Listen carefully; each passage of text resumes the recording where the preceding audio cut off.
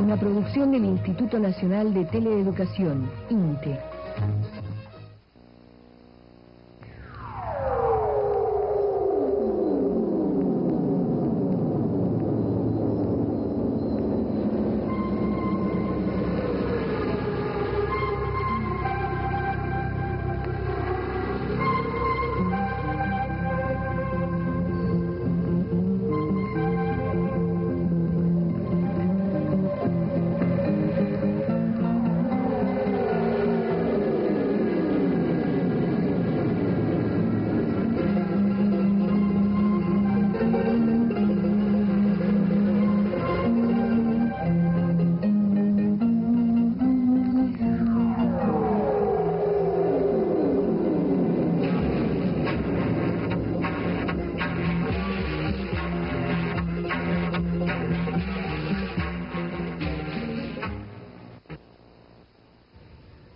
Hablar de Dios a un pueblo que sufre una situación de miseria permanente, de violencia irracional.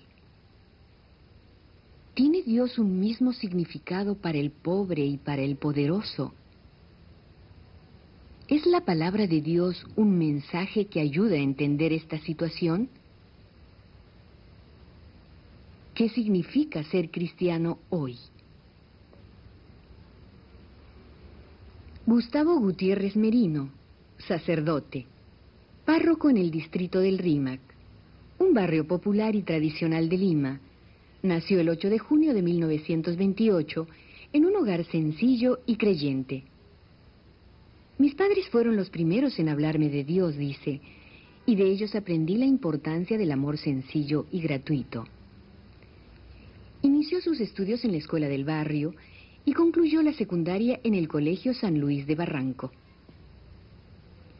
Fueron años difíciles, de dolor, de ternura y de amistad, pues a los 14 años tuvo que estar en cama atacado de osteomielitis o enfermedad a los huesos, la misma enfermedad de José Carlos Mariátegui, iniciándose así, quién sabe, ese profundo nivel de reflexión que tiempo después, en los años 60, lo llevaron a escribir La Teología de la Liberación.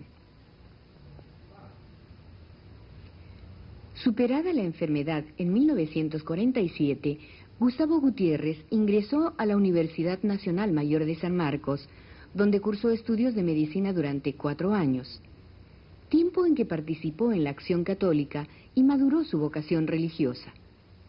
En 1951, inició su formación sacerdotal en Europa, estudiando filosofía y psicología en la Universidad de Lovaina, en Bélgica, y más tarde, teología en la Universidad de Lyon, en Francia, ordenándose de sacerdote el 6 de enero de 1959. De regreso al Perú en 1960, asumió la asesoría de la Unión Nacional de Estudiantes Católicos, UNEC, ejerciendo también la docencia en la Universidad Católica de Lima. Por la profundidad de su trabajo teológico, participó en la asesoría al Concilio Vaticano II y más tarde en las conferencias episcopales de Medellín en 1968 y Puebla en 1979. Gustavo Gutiérrez ha sido distinguido recientemente con el título de doctor honoris causa por la Universidad Técnica de Cajamarca, como antes ya lo hicieron las universidades de Nimega en Holanda y Tubinga en Alemania. Gran mérito de un peruano esencial que viene desempeñándose como profesor invitado por las universidades de Ecuador, Chile, Colombia, Estados Unidos, España, Canadá, Alemania, Bélgica, Holanda y Japón. Conscientes de que su palabra es necesaria en estos momentos de crisis que vive el Perú, conversamos con el padre Gustavo Gutiérrez en su centro de trabajo. Padre Gustavo, en primer lugar debo agradecerle por este alto en su trabajo que me permite conversar un momento con usted. La primera pregunta que quiero formularle es para enmarcar nuestro diálogo. ¿Qué es teología o cómo debemos entenderla? Bien, gracias más bien a usted por estar acá. Teología, como la palabra más misma lo dice, es un lenguaje sobre Dios, una palabra sobre Dios. La teología intenta, a partir del mensaje cristiano y a partir de cómo es recibido, cómo es acogido, cómo es vivido, hablar sobre Dios. Eso es una teología. ¿Cuál es la fuente de la teología o en qué se inspira la teología? La fuente de la teología es el mensaje cristiano y entonces fundamentalmente la Biblia. Y es por eso que toda teología parte siempre de una reflexión sobre la Biblia tal como ella es acogida y comprendida en la comunidad cristiana, es decir, en la iglesia. Una precisión que me parece importante hacer, ¿por qué teología de la liberación? ¿O liberarnos de qué? Bueno, lo que llamamos teología de la liberación es un intento por hablar de Dios, como toda teología entonces, pero a partir de los sufrimientos, de las esperanzas de los más pobres de la sociedad, de los oprimidos y marginados. Y naturalmente al hablar así, hablamos de liberación. La noción de liberación en teología de liberación es, el término liberación significa salvación. Es liberación naturalmente de todo lo que limita, oprime y maltrata a las personas. Es liberación también del ser humano que debe vivir con plenitud como un ser libre, y es liberación de lo que en el mundo cristiano se llama el pecado, es decir, precisémoslo porque de otra manera hay una idea un poco morbosa de esta expresión. El pecado en el mundo cristiano significa la ruptura de amistad con Dios y con los demás. De eso también nos libera Jesús, de esta ruptura, y por lo tanto restablece esa amistad, esa doble amistad. Entendiendo que el pecado no solo tiene una dimensión personal, sino social. Ciertamente. No hay además ningún acto humano personal importante que no entre en una red social y que no entre en relación con otros. Y si yo le digo que el pecado es una ruptura de amistad con Dios y con los demás, ya estoy anotando la inevitable dimensión social de este acto personal que es el pecado. La reflexión teológica sobre la liberación, dice el padre Gutiérrez, ha estado presente siempre en la tradición cristiana.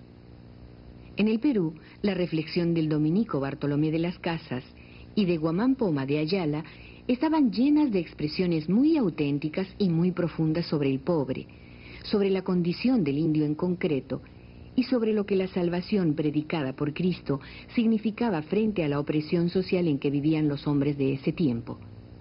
Así, sin proponérselo, el cristianismo recién llegado de España tuvo que abordar el problema social en el Perú.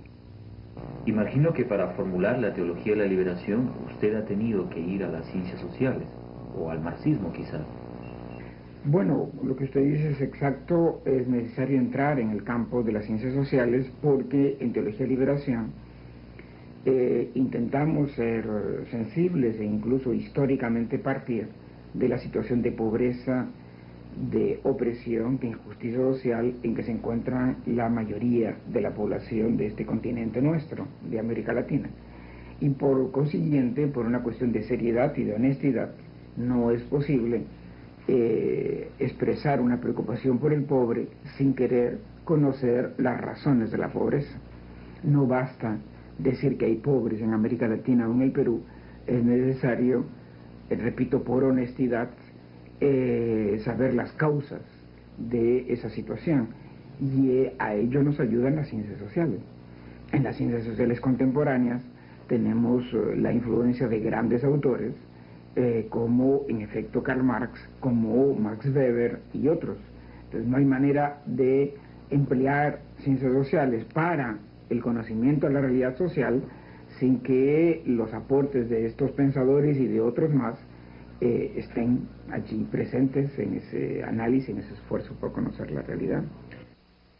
Si creemos que Dios se hizo hombre, la teología debe entrar en diálogo con la existencia cotidiana y con la cultura humana. Solo así encontraremos la presencia de un Dios solidario con el hombre y su lucha por la vida. Fiel a estos principios, Gustavo Gutiérrez llevó su reflexión teológica a la confrontación con pensadores y filósofos, psicólogos y artistas, escritores y poetas. No es difícil encontrar en sus escritos la presencia de los autores peruanos como Vallejo, Mariátegui, Arguedas o su gran amigo Juan Gonzalo Rosé. ¿Por qué Arguedas, padre?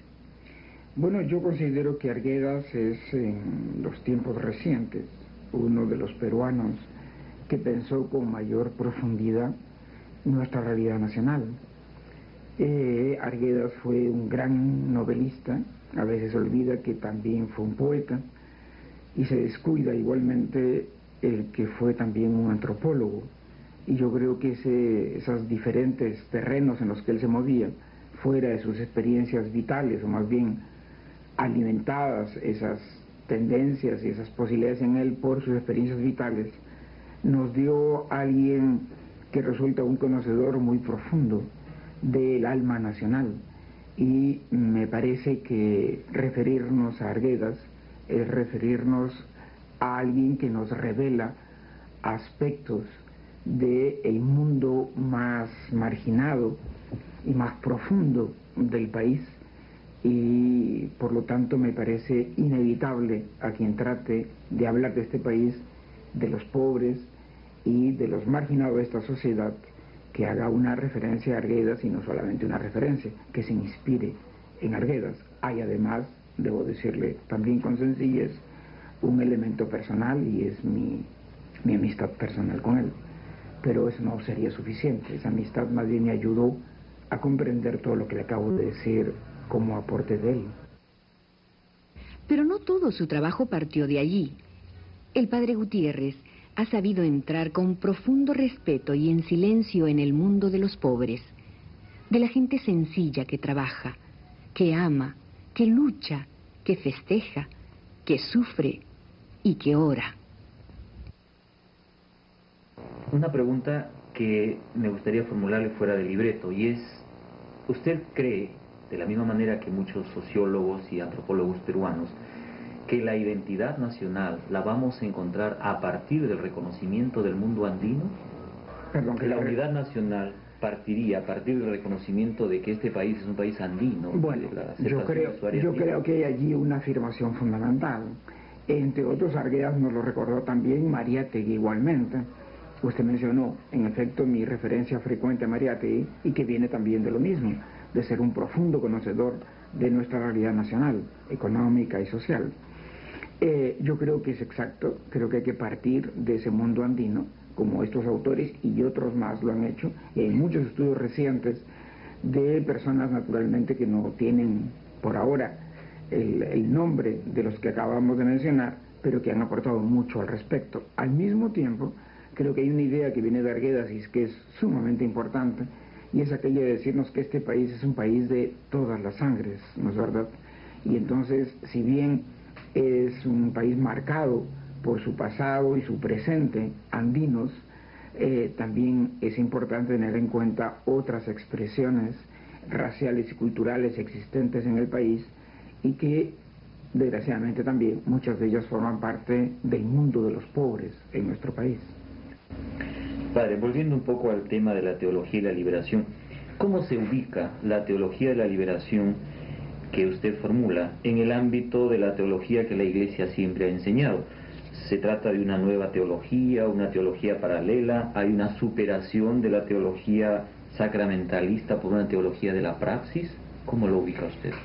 Bueno, si me permite una precisión un poco técnica, la Iglesia no enseña nunca una teología, en el sentido de que la teología es un intento de reflexión sobre la fe, y que viene entonces de personas que trabajan en este campo, y ha habido en el pasado y hay hoy día también diferentes escuelas teológicas y diferentes tendencias teológicas.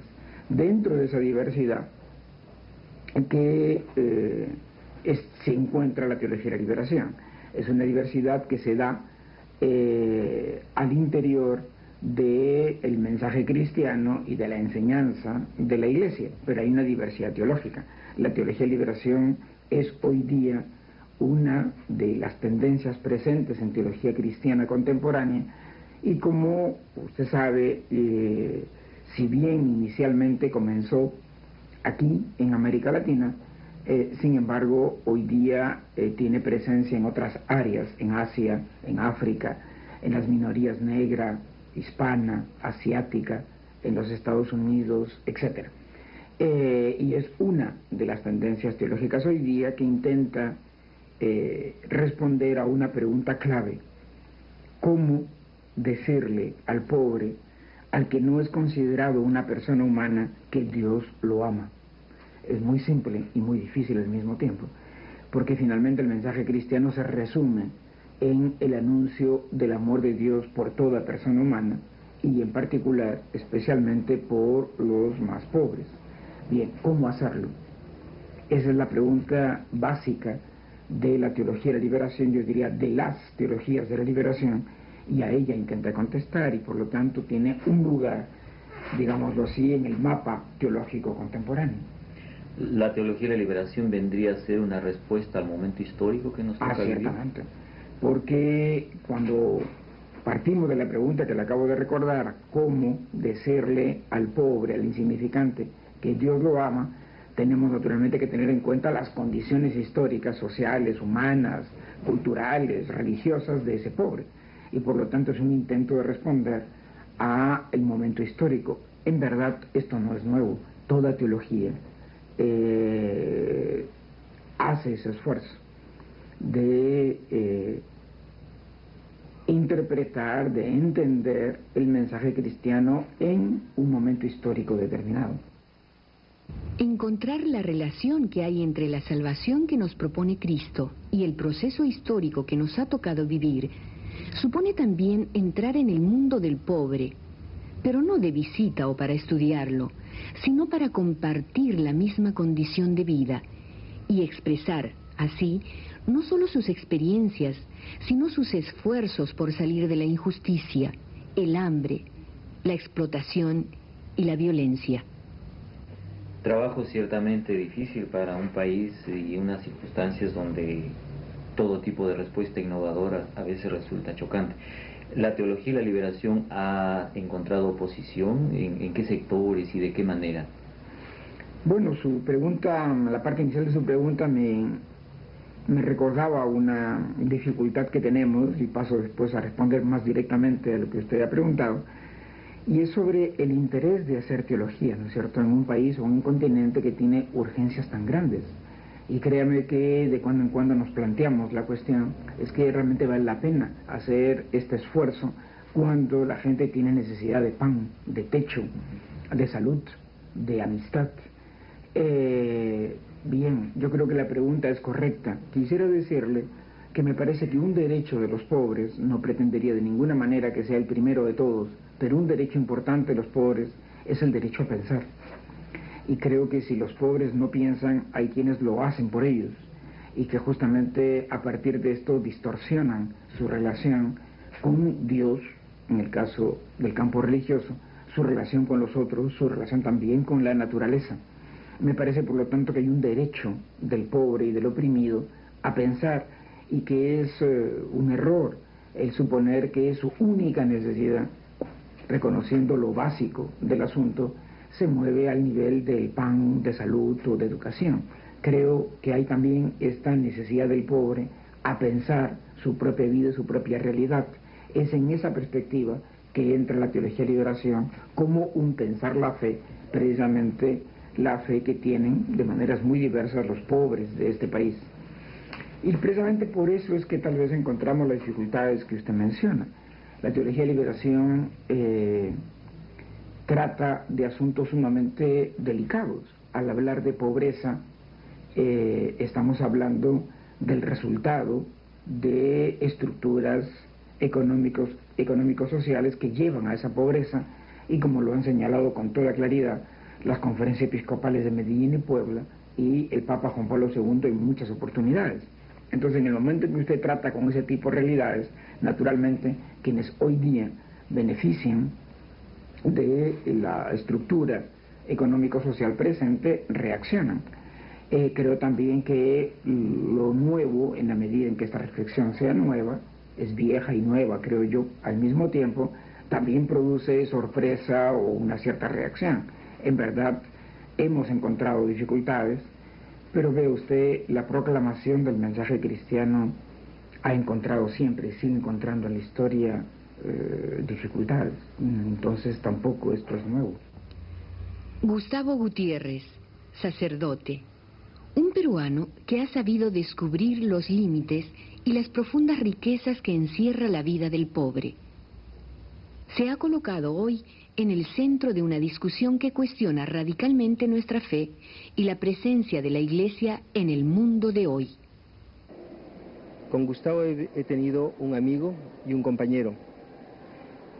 Yo puedo decir que a través de toda la trayectoria de su vida he podido ver la inmensa inquietud que él tiene por el Evangelio, y por eso es teólogo, y la inmensa inquietud que tiene por nuestro pueblo, por su sufrimiento, por la manera como se le posterga, por la manera como no se le trata como hijo de Dios. Y desde ahí, él, en su trabajo pastoral, ha ido descubriendo la necesidad de presentar a este pueblo un evangelio tal como él lo vive, encarnado en una historia, y que ayude al pueblo a levantar la cabeza, a saber que es amado y dignificado por Dios, y que por lo tanto puede y debe levantar la cabeza, defender sus derechos y defender su vida. Fundamentalmente tenemos que decir de Gustavo que es un gran sacerdote, un gran predicador, es un hombre de la palabra, es el hombre del sacramento, es el hombre que nos ha expuesto a nosotros la palabra de Dios. Yo pienso que fundamentalmente es un biblista.